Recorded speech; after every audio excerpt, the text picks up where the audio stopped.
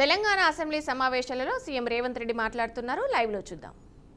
ప్రపంచంలో ఏ నగర విస్తీర్ణమైన ఏ ప్రజల యొక్క నాగరికత అభివృద్ధి చెందిందంటే నదీ పరివాహక ప్రాంతంలోనే మానవుల యొక్క నాగరికత అభివృద్ధి చెందింది. నదీ పరివాహక ప్రాంతాలలోనే గ్రామాలు కానీ పట్టణాలు కానీ నగరాలు కానీ నిర్మించడం జరిగింది. ఈ నదీ పరివాహక ప్రాంతంలో నిర్మించిన గ్రామాలు మనకు ప్రతి ఊరు కానుకొని చెరువు ఉంటుంది. ఊరి యొక్క తాగునీరు సాగునీరు అవసరాలు తీర్చడానికి పట్టణాలలో కూడా మీరు పెద్ద పెద్ద లేకులు చూసారు. ఈరోజు హైదరాబాద్ నగరంలో కూడా కాకతీయుల నుంచి మొదలు పెడితే కులీ కుతుబ్ షాయిలు నిజాం వరకు ఈ ప్రాజెక్టులను నిర్మించడం ద్వారా ప్రజల యొక్క సాగునీరు తాగునీరు అవసరాలను తీర్చడమే కాకుండా పరిశ్రమలను ఏర్పాటు చేయడానికి కూడా ప్రణాళికబద్ధంగా ఆనాటి కాకతీయ సామ్రాజ్యం నుంచి మొదలు పెడితే చివరి నవాబ్ నిజాం నవాబు వరకు కూడా ఈ నదుల యొక్క పరివాహక ప్రాంతంలోనే ప్రాజెక్టులను కట్టడం జరిగింది. ఈరోజు మంజిరా నది ఉండొచ్చు, నిజాం సాగర్ ఉండొచ్చు, లేకపోతే ట్యాంక్ బండ్ ఉండొచ్చు, ఉస్మాన్ సాగర్ ఉండొచ్చు, హిమాయత్ సాగర్ ఉండొచ్చు. వరదలను నియంత్రించాలి. 1908లో ఈ నగరం మీద వరద తుఫాను ఉప్పెనై వేలాది మందిని బలిగొన్నప్పుడు నిజాం సర్కార్ నిజాం ప్రభు మనసు చెల్లించి ఈ సమస్యకు శాశ్వత పరిష్కారం చూపించాలి అని చెప్పి ప్రపంచ స్థాయిలో ఆ రోజుల్లోనే టెండర్లు పిలిచి సాంకేతిక నిపుణులను నియమించి మోక్షగుండం విశ్వేశ్వరయ్య ద్వారా శాశ్వతంగా ఈ నగరానికి వరద ముప్పు నుంచి రక్షించడమే కాకుండా తాగునీటి సమస్యను పరిష్కరించడానికి 1908లో నిజాం సర్కార్ ఈ కార్యక్రమాన్ని ఈ ప్రాజెక్టును చేపట్టడం జరిగింది. 1921-22కు ఉస్మాన్ సాగర్ హిమాయత్ సాగర్ ప్రాజెక్టులను నిర్మించి ఈ రోజుకు 105 సంవత్సరాలైన ఈ పట్టణం నగరం మహానగరంగా విస్తరించిన 105 సంవత్సరాల క్రితం నిజాం ప్రభు నిర్మించిన ఉస్మాన్ సాగర్ హిమాయత్ సాగరే హైదరాబాదు ప్రజల యొక్క దాహార్తిని ప్రజలకు పాపులర్గా గండిపేట నీళ్ళు అని తెలుసు. హైదరాబాద్కి ఎవరైనా వచ్చి కొంచెం హుషారైతే గండిపేట నీళ్ళు అడ్డట్టున్నాయని అంటుంటారు మనోళ్ళు పెద్దలు. అంటే గండిపేట నీళ్ళలో వికారాబాద్ నుంచి వచ్చే నీళ్ళల్లో ఒక గొప్ప మహత్వం ఉంది. వికారాబాద్ అడవి ఏదో పిచ్చి మొక్కలతో మొలిచిన అడవి కాదు అధ్యక్ష, వనమూలికలతో కూడుకున్న అడవి. వఖారాబాద్ కా హవా లాఖోం కా దవా, అంతేనా అధ్యక్ష? లాఖోం మరీదోం కా దవా. టీబీ వచ్చిన వాళ్ళని తీసుకెళ్లి వికారాబాదులో వదిలేస్తే అక్కడ 3 నెలలు ఉంటే నేచరే వాళ్ళని క్యూర్ చేసే విధంగా, అంటే నిజాం వికారాబాద్ అడవులను పిచ్చి మొక్కలతో కాకుండా వనమూలికలతో కూడుకున్న చెట్లను నాటి వాటిని పెంచడం వల్ల వికారాబాదులో టెంపరేచర్స్ తక్కువ ఉంటాయి అధ్యక్ష. హైదరాబాదులో ఈ చుట్టుముట్టుతుండే టెంపరేచర్ కంటే 2-3 డిగ్రీలు వికారాబాద్ అనంతగిరి కొండల్లో టెంపరేచర్ తక్కువ ఉంటుంది. అక్కడ గాలి అక్కడి నీరు చాలా గొప్ప వనమూలికలతో కూడుకున్నది. ఆ నీళ్ళే గండిపేటకు వచ్చి ఆ గండిపేట నీళ్ళే హైదరాబాద్ నగరానికి ప్రజలకు తాగడానికి ఇవ్వడం ద్వారా మన ఆరోగ్యాన్ని కాపాడడం కాకుండా మనకు తెలివితేటలను కూడా మెరుగుపరచుకోవడానికి నిజాం సర్కార్ ఇవన్నీ ఏర్పాటు చేసింది అధ్యక్ష. కాలక్రమేణా స్వతంత్రం వచ్చింది, సాంకేతిక నైపుణ్యం పెరిగింది. సాంకేతిక నైపుణ్యంతో నగరాలు అభివృద్ధి చెంది జలవనరులను కాపాడుకోవాల్సిన మనము ఆ దిశగా ప్రయాణం చేయలే అధ్యక్ష. శాశ్వత సమస్యల్ని పరిష్కరించి మన ఆరోగ్యాన్ని కాపాడే జలవనరులను కలుషితం చేయడమే కాకుండా కబ్జాలు పెట్టి ఫామ్ హౌజులు కట్టి ఫామ్ హౌజ్లో డ్రైనేజ్ లైన్లు తీసుకెళ్లి ఈ గండిపేట హిమాయత్ సాగర్ కలిపిండ్రు అధ్యక్ష. ఆగర్భ శ్రీమంతులు కట్టుకున్న ఫామ్ హౌజుల్లో ఉన్న డ్రైనేజ్ కనెక్షన్స్ తీసుకెళ్లి గండిపేటకు హిమాయత్ సాగర్కు కనెక్ట్ చేస్తే వాళ్ళ మీద ఉక్కుపాదం మోపి అన్నిటిని కూలగొట్టి లక్షలాది నగరంలో ప్రజలు తాగే నీళ్లను కలుషితం చేస్తే ఎవరిని క్షమించమని చెప్పి మా ప్రభుత్వం వచ్చిన తర్వాత కఠినమైన చర్యలు తీసుకున్నది అధ్యక్ష. దాని మీద ఎన్నో విమర్శలు వచ్చినాయి. జన్వాడలో ఫామ్ హౌజులు, మొయినాబాద్లో ఫామ్ హౌజులు కట్టుకున్న వాళ్ళు నా మీద దాడి చేసిరు. లక్షల కోట్ల రూపాయలు సోషల్ మీడియాలో ఖర్చులు పెట్టి బద్నాం చేసే ప్రయత్నం చేసింది. అయినా మా సంకల్పం మంచిది, పేద ప్రజలకు మేలు జరగాలన్న ఆలోచనతో ఎన్ని విమర్శలు వచ్చినా వెనక్కి తగ్గకుండా 100% ఆ కార్యక్రమాన్ని ముందు తీసుకెళ్లే ప్రయత్నం చేసి, అదేవిధంగా మాకు వచ్చిన అవకాశాలలో ప్రపంచంలో చాలా దేశాలు తిరిగినాం అధ్యక్ష. చాలా దేశాలను చూసినాం. అభివృద్ధి చెందిన ప్రతి దేశంలో ఒక నదీ పరివాహక ప్రాంతాన్ని అభివృద్ధి చేయడమే కాకుండా వ్యాపార కేంద్రాలుగా మార్చారు. ఈరోజు న్యూయార్క్, న్యూజెర్సీ మధ్యలో హడ్సన్ రివర్, లేకపోతే లండన్లో థేమ్ రివర్. నేనే మంత్రులనే కాకుండా మిత్రులు అక్బరుద్దీన్ ఓవైసీ గారితో కూడా కలిసి మేము లండన్లో ఆ ప్రాజెక్టును పరిశీలించడం జరిగింది. జపాన్లో చూడడం జరిగింది, సౌత్ కొరియాలో చూడడం జరిగింది, సింగపూర్ లాంటి నూతనంగా అభివృద్ధి చెందిన దేశాలను మనం పర్యటించడం జరిగింది. జర్మన్ లాంటి దేశాలు తమరు కూడా కౌన్సిల్ చైర్పర్సన్ సుఖేందర్ రెడ్డి గారు కూడా వెళ్ళి మీరు చూసి వచ్చి మీరు కూడా నాతోని మీ అనుభవాలను కొంత నాకు వివరించడం జరిగింది. అంటే ప్రపంచ స్థాయి గుర్తింపు పొందిన నగరాలలో నదీ పరివాహక ప్రాంతాలను కాపాడుకోవడమే కాకుండా ప్రక్షాళన చేయడమే కాకుండా వ్యాపార కేంద్రాలుగా మార్చి ఆ రాష్ట్రము, ఆ దేశం యొక్క ఆర్థిక వ్యవస్థను బలోపేతం చేసుకోవడానికి ప్రపంచ దేశాలు పోటీ పడుతున్నాయి. ఈరోజు గుజరాత్ అహ్మదాబాద్లో సబర్మతి రివర్ ఫ్రంట్ కట్టుకున్నారు. భారతీయ జనతా పార్టీ నాయకులు, ప్రజాప్రతినిధులు గొప్పగా చెప్పుకుంటుంటారు. నరేంద్ర మోడీ గారు, అమిత్ షా గారు గుజరాత్లో సబర్మతి రివర్ ఫ్రంట్ అద్భుతంగా కట్టిరని దాదాపుగా 60,000 ఫ్యామిలీలను అక్కడి నుంచి తరలించింది అధ్యక్ష. 60,000 కుటుంబాలను సబర్మతి రివర్ ఫ్రంట్ అభివృద్ధిలో భాగంగా ఆ సబర్మతి రివర్ కానుకొని ఉన్న పేదలను అందరిని కూడా అక్కడి నుంచి తరలించారు. ఉత్తరప్రదేశ్లో గంగానది ప్రక్షాళన చేసి అక్కడ రివర్ ఫ్రంట్ కట్టుకున్నారు. ఈ మధ్యకాలంలో ఢిల్లీ ఎన్నికల్లో బీజేపీ యమునా నదిని ప్రక్షాళన చేసి ప్రపంచ స్థాయి నదీ పరివాహక ప్రాంతాన్ని అభివృద్ధి చేస్తామని ఎన్నికల్లో భారతీయ జనతా పార్టీ నరేంద్ర మోడీ గారు చెప్పి ఢిల్లీ ఎన్నికల్లో గెలవడం జరిగింది. ఆ విషయాలను అన్నిటినీ భారతీయ జనతా పార్టీ అద్భుతంగా గొప్ప అభివృద్ధి నమూనాగా మాట్లాడుకొని ఎన్నికల్లో ఎజెండాగా మార్చి చెప్పుకున్నారు అధ్యక్ష. మేము తప్పు పట్టడం లేదు. అభివృద్ధి జరిగినప్పుడు కొంతమందికి ఇబ్బంది జరుగుద్ది. ఆ ఇబ్బంది జరిగిన వాళ్లకు ప్రభుత్వాలు న్యాయం చేయాలి, నష్టపరిహారం ఇవ్వాలి, ప్రత్యామ్నాయం ఏర్పాట్లు చేయాలన్నది మా ఆలోచన. మేము యమునా నదిని వ్యతిరేకించలే, గంగా నదిని వ్యతిరేకించలే, సబర్మతి నది రివర్ ఫ్రంట్ మేము వ్యతిరేకించలే అధ్యక్ష. కాంగ్రెస్ పార్టీ ఆయా రాష్ట్రాలల్లో అక్కడ నివాసం కోల్పోతున్న వాళ్లకు మెరుగైన వసతులు కల్పించండి అని మాత్రమే ప్రభుత్వాలకు సూచన చేసినాం అధ్యక్ష. ఈరోజు ఈ నేపథ్యంలో ప్రపంచ దేశాల నుంచి మన దేశంలో ఉన్న వివిధ రాష్ట్రాలు, రాష్ట్ర ప్రభుత్వాలు చేపడుతున్న కార్యక్రమాల నుంచి కొంతైనా మనం నేర్చుకోవాల్సిన అవసరం ఉంది అధ్యక్ష. వాళ్ళందరికంటే ముందు నిజాం సర్కార్ మూసీ నది రివర్ ఫ్రంట్ను నిజాం కట్టిండి అధ్యక్ష. వీళ్ళందరూ మేల్కోకముందే మీరు పురాణపుల్ బ్రిడ్జ్ నుంచి మక్కా మసీదు నుంచి మీరు ఆ లైన్ అంతా చూడండి. గుల్జార్ హౌస్, మోజంజాయ్ మార్కెట్, మీరు గండిపేట, ఉస్మాన్ సాగర్, హిమాయత్ సాగర్ నుంచి మొదలు పెడితే పరివాహక ప్రాంతంలో ఎన్ని హెరిటేజ్ స్ట్రక్చర్స్ ఉన్నాయి. తారామతి, బారాదరి నుంచి మొదలు పెడితే ఆ నదీ పరివాహక ప్రాంతంలో దశాబ్దాల కిందే నిజాం ఒక నదీ పరివాహక ప్రాంతాన్ని వ్యాపార కేంద్రాలుగా తీర్చిదిద్ది ప్రపంచ దేశాలతోనే పోటీ పడే విధంగా ఆనాటి హైదరాబాద్ రాష్ట్రాన్ని అభివృద్ధి చేసింది అధ్యక్ష నిజాం. కాలక్రమేణా స్వతంత్రం వచ్చింది, ప్రజాస్వామిక పాలన వచ్చింది. కానీ నిజాం చేసిన అభివృద్ధిని మొత్తం కాలగర్భంలో కలిపేసేసి కనుమరుగు చేసేసి పాలకులకు నిజాం మీద కోపం ఉంటే నాకు అభ్యంతరం లేదు.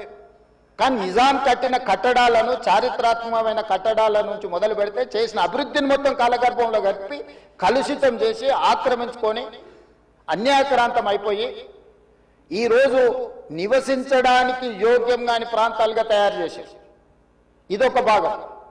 ఈ హైదరాబాదు నగరంలో ఉన్న మురికి కాలువలన్నిటినీ కాలనీలు మొత్తం పట్టణం యొక్క మురికినంతా మూసీ నది కలిపేసేసి చచ్చిన శవాల నుంచి పశువుల కలేబరాల వరకు ఆ మూసీ నదిలో కలిపేయడంతో రంగారెడ్డి జిల్లా, హైదరాబాదు జిల్లా, చివరగా నల్గొండ జిల్లా ఈరోజు శిక్ష అనుభవిస్తున్నది నల్గొండ జిల్లా ప్రజల అధ్యక్ష. లక్షలాది మంది నల్గొండ జిల్లా ప్రజలు మూసీ నది పరివాహక ప్రాంతంలో చివరగా ఉండడం వల్ల రంగారెడ్డి జిల్లా, హైదరాబాదు జిల్లాలో నుంచి వచ్చిన మొత్తం మురికి కలుషితం మనుషుల శవాల నుంచి పశువుల కలేబరాల వరకు ఫార్మా కంపెనీలు వెదజల్లుతున్న విష కాలుష్యం నుంచి మూసీలో కలపడం వల్ల కింద వాళ్ళు జీవించలేని పరిస్థితి ఉంది. నల్గొండ జిల్లాకు భగవంతుడే శిక్ష విధించింది అధ్యక్ష. వాళ్ళ దురదృష్టం దేవుడే వాళ్ళ మీద కక్ష కట్టిండి అన్నట్టుగా ఫ్లోరైడ్ ప్రాంతంగా ఆ ప్రాంత ప్రజలు పేదవాళ్ళు కాళ్ళు వంకర, చేతులు వంకర, నడుము వంకర, పుట్టే పిల్లలు అష్ట వంకర్లతో పుడుతుంటే కన్న తల్లిదండ్రుల యొక్క దుఃఖం ఎలాంటిదో అర్థం చేసుకోండి అధ్యక్ష. ఇదే కాకుండా పిడుగులాంటి ప్రమాదం వాళ్లకు మూసీ నుంచి వచ్చింది అధ్యక్ష.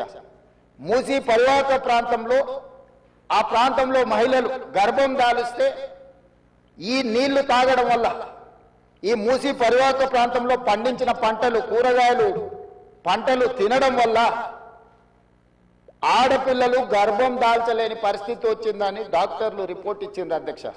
వరల్డ్ హెల్త్ ఆర్గనైజేషన్ మనుషులు నివాస యోగ్యము కాని ప్రాంతంగా నల్గొండ మారబోతుందని ఫ్లోరైడ్ విషయంలో చెప్పడం జరిగింది అధ్యక్ష.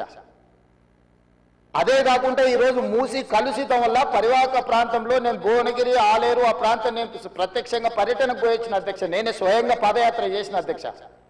అక్కడ ఆడపిల్లలు వచ్చి, అయ్యా మా పిల్లలకు పెళ్లిళ్ళు అయితే మా పిల్లల్ని ఇక్కడ ఉంచుతలేము, మేము పట్టణమో ఎక్కడైనా పోయి బతకమంటున్నాం, వీడుంటే పిల్లలు పుట్టడం కష్టం, పుట్టే పిల్లలు కూడా అంగవైకల్యంతో పుట్టే పరిస్థితి వచ్చింది అని. నేను అడిగిన ఆడబిడ్డల్ని, ఎందుకమ్మా, ఏం తల్లి, ఏం కష్టం వచ్చిందని. ఒకప్పుడు మూసీలో నీళ్లు ముంచుకొని మేము తాగేటోళ్ళమయ్యా, ఈరోజు చూడు నువ్వే చూస్తున్నావు కదా, మూసీ పక్కన నిలబడలేని పరిస్థితి, దుర్భరమైన కంపు, కలుషితమైన నీళ్లు. ఈ నీళ్లు ఇక్కడనే కాదు, మా పంట పొలాలలో పారి మా పశువులు, మా మేకలు నీళ్లు తాగి చచ్చిపోవడమే కాకుండా మేము పండించే కూరగాయలు, పంటలు ఇవే తినడం వల్ల మేము జీవించలేని పరిస్థితి వచ్చింది. మీరు ఏమైనా చెయ్యండి, మా నల్గొండకి ఏమి చేయకపోయినా పర్వాలేదు, ఈ మూసీ ప్రక్షాళన చేయండి, కలుషితం నుంచి మమ్మల్ని కాపాడండి అని చెప్పి వేలాది మంది ఆ రోజు అక్కడికి వచ్చి విజ్ఞప్తి చేసింది అధ్యక్ష. ఇన్ని పరిస్థితులను చూసి, ప్రపంచం అభివృద్ధి చెందుతున్న విధానాలను చూసిన తర్వాత మా ప్రభుత్వం స్పష్టమైన నిర్ణయం తీసుకున్నది అధ్యక్ష. ఎట్టి పరిస్థితుల మూసీ నది ప్రక్షాళన చెయ్యవలసిందే. సంవత్సరానికి 365 రోజులు మూసీ నదిలో నీళ్లు ప్రవహించాల్సిందే అని ప్రణాళికలు సిద్ధం చేయాలని చెప్పి అధికారులను పిలిస్తే, అధికారులు మన స్థాయిలోనే కాదు ప్రపంచ స్థాయిలో అనుభవం ఉన్న కన్సల్టెంట్స్ ఉంటే మనకి ఈజీ అవుద్ది, వాళ్ళు ఇచ్చే నివేదికలు, అంచనాలు, సూచనలు మనకు ఉపయోగపడతాయని చెప్పి గ్లోబల్ టెండర్ పిలిచిన అధ్యక్ష కన్సల్టెంట్ కోసం. అందులో జాయింట్ వెంచర్ కన్సార్షియం కింద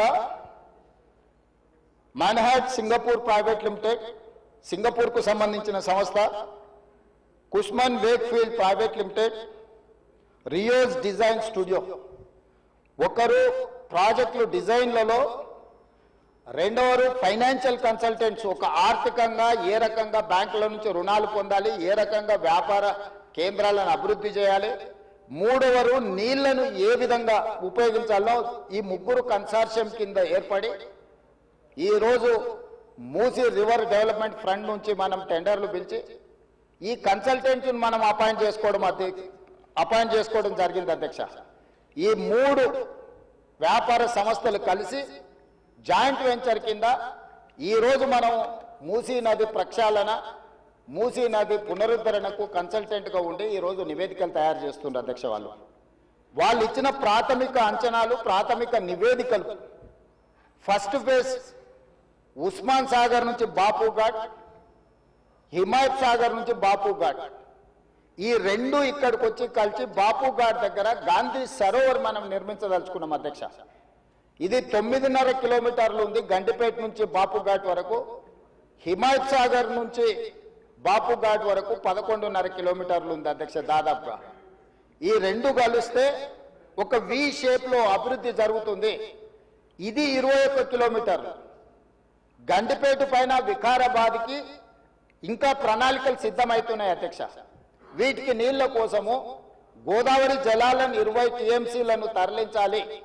20 టీఎంసీలు తీసుకొచ్చి 15 టీఎంసీలు హైదరాబాద్ నగర దాహార్తిని తీర్చాలి.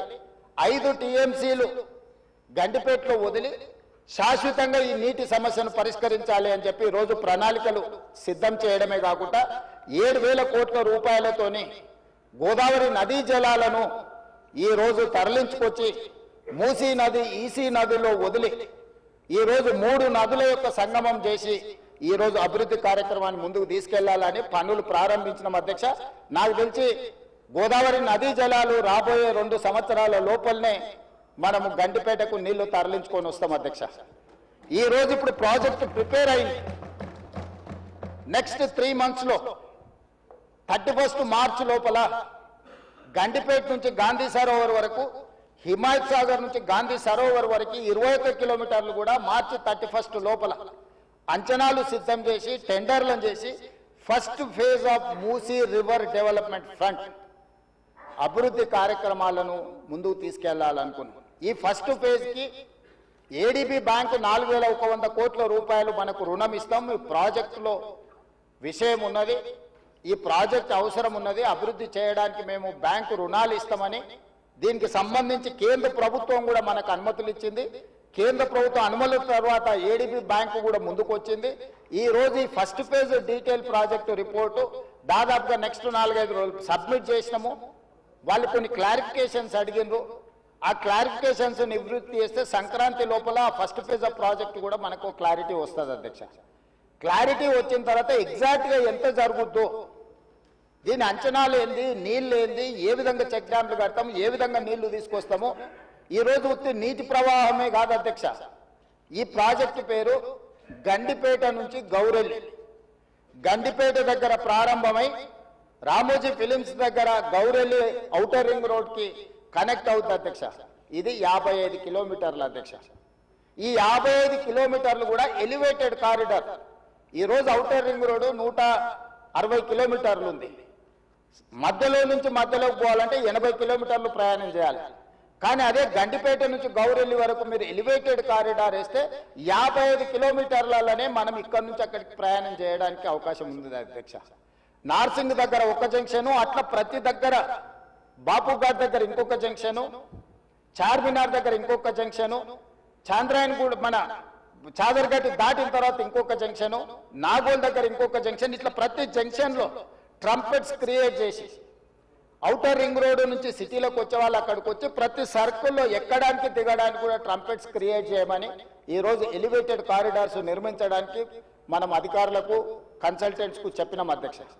ఈ ప్రాజెక్టులో భాగంగానే మిరాలం ట్యాంకులో వచ్చే నీళ్లు కూడా మిరాలం ట్యాంక్ నుంచి జవహర్లాల్ నెహ్రూ జువాలజికల్ పార్క్ నుంచి ఆ నీళ్లు వచ్చేసి మూసీలో కలుస్తాయి అధ్యక్ష. It is connected to Musi only.